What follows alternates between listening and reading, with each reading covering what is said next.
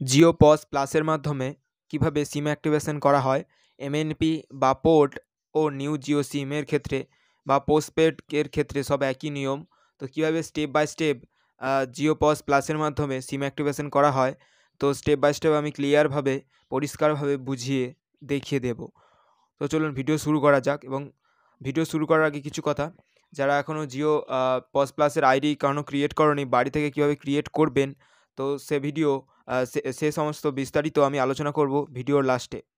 আপনি যদি এখনও পর্যন্ত আমার চ্যানেলটিকে সাবস্ক্রাইব না করে থাকেন তো এক্ষুনি গিয়ে সাবস্ক্রাইব করে রাখুন, কারণ এ ধরনের লেটেস্ট ইনফরমেশান আমি কিন্তু আমার চ্যানেলে আপলোড করে থাকি এবং ক্লিয়ারভাবে বুঝিয়ে থাকি যে ইনফরমেশান, যে কোনো জিও পজ সংক্রান্ত কোনো ইনফরমেশান বা কোনো টেকনিক্যালি ইনফরমেশান কিন্তু আমি চ্যানেলে আপলোড করে থাকি। যদি চ্যানেলটিকে ভালো লাগে অবশ্যই সাবস্ক্রাইব করবেন, কারণ চ্যানেলে সাবস্ক্রাইবারের সংখ্যা খুবই কম। তো চলুন ভিডিও শুরু করা যাক। আজকের ভিডিও জিও পজ প্লাস থেকে কীভাবে সিম অ্যাক্টিভেশন করা যায় খুব সহজ পদ্ধতিতে। তো আমি মোবাইল স্ক্রিনটি ওপেন করে নিচ্ছি এবং মোবাইল স্ক্রিনে আমি কিন্তু জিও পজ প্লাস অ্যাপটি ওপেন করে নিচ্ছি। এখানে আমার যেহেতু আইডি ক্রিয়েট করা আছে, তো আমি একটি নতুন পাসওয়ার্ড, মানে আমার নিজের পাসওয়ার্ড, সেই পাসওয়ার্ডটা দিয়ে দিচ্ছি এবং এরপরে আমি লগ ইন অপশানে ট্যাপ করে দিচ্ছি। যদি লগ ইন করতে কোনো অসুবিধা হয় তো ওয়াইফাই বাটনটা অন করে দিতে হবে, ওয়াইফাই না কানেক্ট করে ওয়াইফাই বাটনটা অন রাখতে হবে।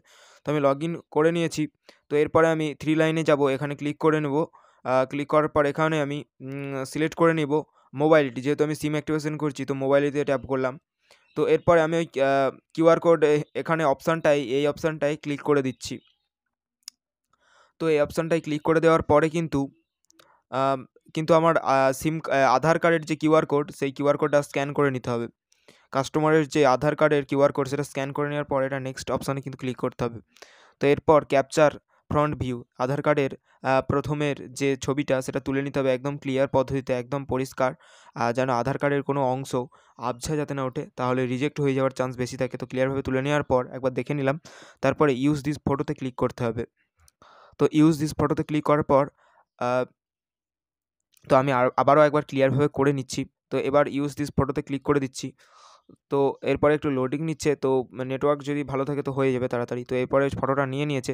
তো এবার আমি ব্যাক সাইডে, এখানে আধার কার্ডের ব্যাক সাইডের কিন্তু ছবিটা একদম পরিষ্কারভাবে তুলে নিচ্ছি কাস্টমারের। তো আধার কার্ডের ব্যাক সাইডের ছবিটা কিন্তু তুলে নিলাম এবং পরিষ্কারভাবে নিয়েও নিলাম এবং নেক্সট বাটনে ট্যাপ করে দিচ্ছি। তো আবারও নেক্সট বাটনে ট্যাপ করে দেওয়ার পর লোডিং হচ্ছে। তো এরপরে কিন্তু মেন জিনিস, কাস্টমারের কিন্তু ফটো তুলতে হবে।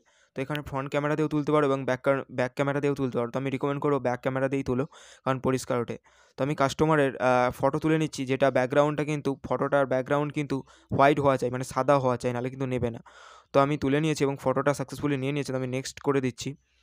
তো নেক্সট করে দেওয়ার পরে কিন্তু আমার এজেন্ট, মানে আমার নিজের ছবি লাগবে, নিজের একটা ফটো লাইভ ছবি তুলতে হবে। তো আমি আমার ফ্রন্ট ক্যামেরা দিয়েই আমি আমার নিজের ছবি তুলে নিচ্ছি, যেহেতু আমি নিজেই করে নিতে পারবো।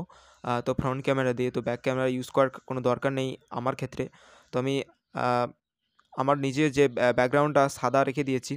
তো ব্যাকগ্রাউন্ডটা সাদা রেখে দিয়েছি, তো একটু আধটু অসাদা হলেও কোনো ব্যাপার নেই, কিন্তু সাদা হওয়া চাই বেশিরভাগটা। তো এবার আমি নিয়ে নিচ্ছি ফটোটা সঠিকভাবে আপলোড হয়ে গেছে এবং নেক্সট করে দিচ্ছি। তো নেক্সট করার পরে একটু লোডিং হতে সময় লাগছে এবং এরপরে কিন্তু পুরো একটা ফর্ম খুলে যাবে। তো একটা ফর্ম খুলে গেল। এখানে কিন্তু মেন জিনিস, যেগুলো কিন্তু এখানে টাইপ করা থাকবে না, সেই টাইপ অংশগুলো কিন্তু ফর্মটা ফিল আপ করে দিতে হবে। তো আমার ডেট অফ বার্থটা কিন্তু কাস্টমারের আমি দিয়ে দিচ্ছি। ডেট অফ বার্থটা কিন্তু এখানে দেয়া থাকে না।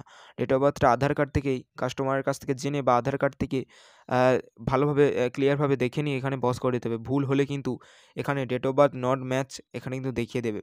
তো এখানে কাস্টমারের অল্টারনেটিভ মোবাইল, এখানে কিন্তু কাস্টমার ওটিপি মোবাইল আর অল্টারনেটিভ মোবাইল প্রায় এক দিলেই হবে, কোনো অসুবিধে নেই। চেষ্টা করবে কাস্টমারের মোবাইলের অল্টারনেটিভ মোবাইলটা দিয়ে। অল্টারনেটিভ মোবাইল বলতে আলাদা কোনো আমি এক্ষেত্রে কিন্তু এমএনপি করছি, মানে পোর্ট করছি। অন্য সিম কার্ড থেকে কিন্তু জিও সিমে পোর্ট করার কাজটা করছি এবং নতুন সিম অ্যাক্টিভেট করার ক্ষেত্রেও কিন্তু একই নিয়ম। তো এখানে একই মোবাইল নাম্বার কিন্তু আমি অল্টারনেটিভ মোবাইলে দিয়ে দিচ্ছি, যেটা কিন্তু আলাদা মোবাইল নাম্বার কাস্টমার যেটা ইউজ করে। তো এখানে চাইলে কাস্টমার যদি দিতে চায় তো ইমেল আইডিটাও দিয়ে দিতে পারো। তো এরপর নেক্সট করে দিচ্ছি। সরি, আমার কাস্টমারের ডেট অফ বার্থটি ভুল হয়ে গেছে। তো কাস্টমারের ডেট অফ বার্থটি আমি ঠিকঠাক দিয়ে দিচ্ছি। এখানে রিলেশনশিপ কিন্তু একদম আননোন পারসন দেওয়া চাই, কারণ সেক্ষেত্রে কোনো রকম অসুবিধা হবে না। তো আমি কিন্তু সঠিকভাবে কিন্তু ডেট অফ বার্থটা কাস্টমার দিয়েছি, যেহেতু আমি ভুল দিয়ে ফেলেছি।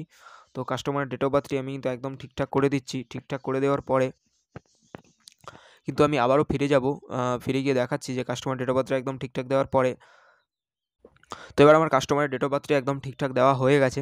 তো হয়ে যাওয়ার পরে আমি এই নেক্সট বাটনে ট্যাপ করে দিচ্ছি। তো নেক্সট বাটনে ট্যাপ করে দেওয়ার পরে আমি এখানে প্রিপেড না পোস্টপেড, যেহেতু আমি প্রিপেড দিতে যাচ্ছি তো প্রিপেড, এখানে কিন্তু ওপরে আমার মেন ব্যালেন্স পসে কত শো আছে সেটা শো করছে। তো প্রিপেডে শো করার ট্যাপ করার পরে এখানে কিন্তু প্ল্যান, তো এখানে আমি যেহেতু এমএনপি বা পোর্ট করছি তো এমএনপি প্ল্যান আমাকে সিলেক্ট করে নিতে হবে, শুধু এমএনপি প্ল্যান, নাহলে কিন্তু হবে না। যদি নিউ সিম অ্যাক্টিভেশন করো তো নিউ অ্যাক্টিভেশন, তো 399 আমি এমএনপি প্ল্যানটা সিলেক্ট করে নিয়েছি। তো এখানে এখানে কিন্তু 1 থেকে 6 পর্যন্ত একটা কোড দিয়ে দিলেই হবে। এখানে যে কোনো সময় 1 থেকে 6 বা 7 কোড দিয়ে দিলে কিন্তু হয়ে যাবে। তো এরপরে এখানে কিন্তু কিউআর কোড অপশানে ক্লিক করে কিন্তু সিম কার্ডের যে কিউআর কোড সেটা স্ক্যান করে নিতে হবে। তো স্ক্যান করার পর এখানে আমি এমএনপিতে ট্যাপ করে দিচ্ছি। তো এমএনপিতে ট্যাপ নিউ সিমের ক্ষেত্রে কিন্তু ভ্যালিডিটি, আর এমএনপি এর ক্ষেত্রে কিন্তু এমএনপিতে ট্যাপ করতে হবে। তো এমএনপিতে ট্যাপ করলেই এমএনপি ডিটেলস কিন্তু বার করা যায়, যেই নাম্বারটা পোর্ট করতে যাচ্ছ কিন্তু স্ক্রিনের পাশে যেই নাম্বারটা দেখতে পাচ্ছ ওই নাম্বার থেকে মেসেজ করে কিন্তু এই সমস্ত ইনফরমেশনগুলো কালেক্ট করে নিতে পারবে ট্রাইয়ের কাছ থেকে। তো এখানে আমি কাস্টমারের আদার্স কোনো মোবাইল কানেকশান আছে নাকি সেটা অ্যাড করে নিচ্ছি। তো আমি রিলায়েন্স জিও এটা অ্যাড করে নিলাম। তো এরপরে আমি নেক্সট বাটনে ট্যাপ করে দিচ্ছি। তো নেক্সট বাটনে ট্যাপ করে দেওয়ার পর এখানে কিন্তু একটা দেখিয়ে দিচ্ছে যে সব কিছু ঠিকঠাক আছে নাকি। তো আমি এখানে ডিটেলস ভেরিফাইড দিলেই কিন্তু কাস্টমারের যে অল্টারনেটিভ মোবাইল যেটা পোর্ট করছি ওই মোবাইলটা নয়, অল্টারনেটিভ মোবাইল যেই নাম্বারটা কাস্টমার আদার্স একটা সিম কার্ড ইউজ করে সেই নাম্বার যেই ওটিপিটা যাবে, যে অল্টারনেটিভ মোবাইলটা দিয়েছিলাম অল্টারনেটিভ মোবাইল নাম্বার, সেই নাম্বারে কিন্তু একটা ওটিপি যাবে। তো সেই ওটিপিটা কাস্টমারের কাছ থেকে জিজ্ঞেস করে বা নিজের কাছে রেখে সে কিন্তু ওটিপিটা এখানে সঠিকভাবে বোস করে দিয়ে এখানে কিন্তু টিক মার্ক দিয়ে দিতে হবে। তো এজেন্টের যেই নাম্বার যেটা জিও পস লাইটের নাম্বার, তো সেই নাম্বারটা কিন্তু এখানে বোস করে দিতে হবে ওটিপিটা। তো ওটিপিটা দেওয়ার পরে এখানে কিন্তু মেন একটা ইম্পর্টেন্ট জিনিস সিম কার্ডের নাম্বার। তো সিম কার্ডের পেছনে সিম কার্ডের প্যাকেটের পেছনে যেই নাম্বারটা দেওয়া থাকে একদম ওপরে, ওপরে দুটো উপরেও আছে নিচেও আছে, তো সেটার কিন্তু লাস্ট একটা ছেড়ে 5টা মনে রাখতে হবে। লাস্ট একটা ছেড়ে কিন্তু 5টা চেয়েছে মানে কিন্তু পরপর 5টা নয়, লাস্ট একটা ছেড়ে 5টা পরপর বোস করিয়ে দিতে হবে। তো লাস্ট একটা ছেড়ে পরপর 5টা আমি সঠিকভাবে বোস করিয়ে নিয়েছি।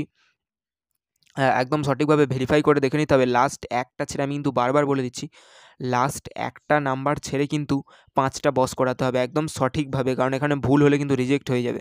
তো ভ্যালিড ওটিপিতে আমি ক্লিক করে দিচ্ছি। তো এরপর আমার ওটিপি একদম সঠিকভাবে ভেরিফাই হয়ে গেছে। তো এরপরে এরকম পেজ ওপেন হবে। তো সিম্পলি শুধু ওয়ান বার, শুধুমাত্র একবার এটা কিন্তু ব্যাক করে দিতে হবে। তো ব্যাক করে দেওয়ার পর কিন্তু সব ডকুমেন্ট আপলোড হয়ে যাবে, সব ফর্মটা আপলোড হয়ে যাবে। সিমটা অ্যাক্টিভেশন করার জন্য কিন্তু সব ডকুমেন্টগুলো আপলোড হয়ে যাচ্ছে। তো আপলোড আমার সাকসেসফুলি হয়ে গেছে।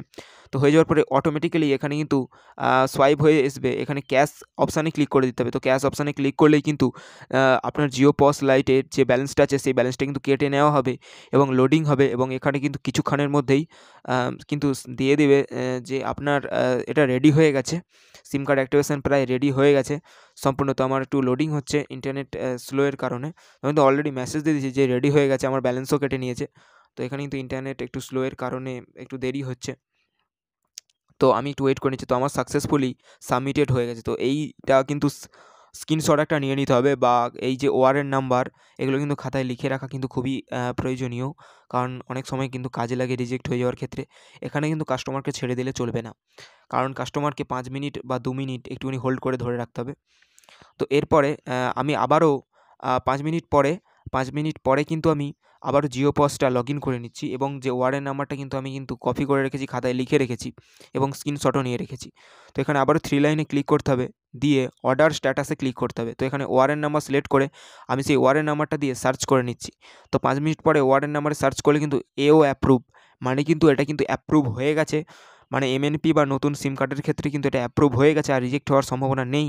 এরপরে কিন্তু কাস্টমারকে চলেও যেতে পারে, কিন্তু 3 দিন পরে কিন্তু, যে 3 দিন পরে কিন্তু এমএনপিতে একটা সিম কার্ড বন্ধ হবে, বন্ধ হওয়ার সাথে সাথে 3 দিন পরে কিন্তু একটা সিম কার্ড আবার চালু হবে 3 দিন পরে। এই নয় যে আজ থেকেই যেটা এমএনপি করছো সেটা বন্ধ হয়ে যাবে, 3 দিন পরে চালু হবে। একটা বন্ধ হবে, একটা চালু হবে, এরকম পদ্ধতি। তো কীভাবে, এবার আমাদের ভিডিও শেষ। তো ভিডিওটি দেখার জন্য একদম ধন্যবাদ জানাই সকল ভিউয়ারকে যারা লাস্ট পর্যন্ত ভিডিওটা দেখছো।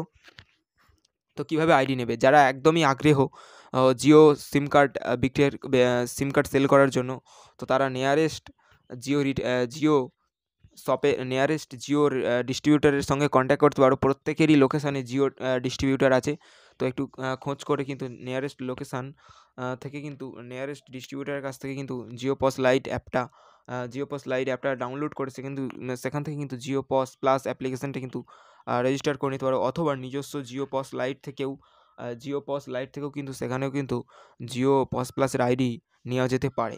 তারপরে জিও সিম কার্ড এর জন্য জিও ডিস্ট্রিবিউটরের কাছে গিয়ে সেখানে কিন্তু ক্লিয়ারভাবে বললেই তারা কিন্তু জিও সিম কার্ড দিয়ে দিতে পারে। কোনো ডিস্ট্রিবিউটর কিন্তু 10 টাকা 15 টাকা করে কিন্তু চার্জ করে। তো আমি বলব একটু ভালোভাবে বললে যে আমি ভালোভাবে সেল করতে চাই তো ফ্রিতেই দিয়ে দেবে।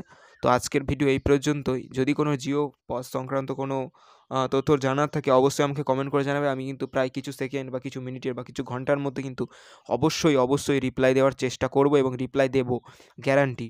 সে একটু সময় দেরি হলেও আমি কিন্তু রিপ্লাই দেবই দেবো।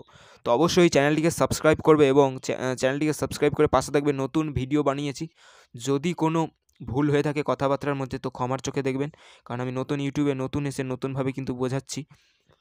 সম্পূর্ণ ভিডিওটি দেখার জন্য অসংখ্য ধন্যবাদ সকল ভিউয়ারকে। ভালো থাকবেন, সুস্থ থাকবেন এই করোনা পরিস্থিতিতে।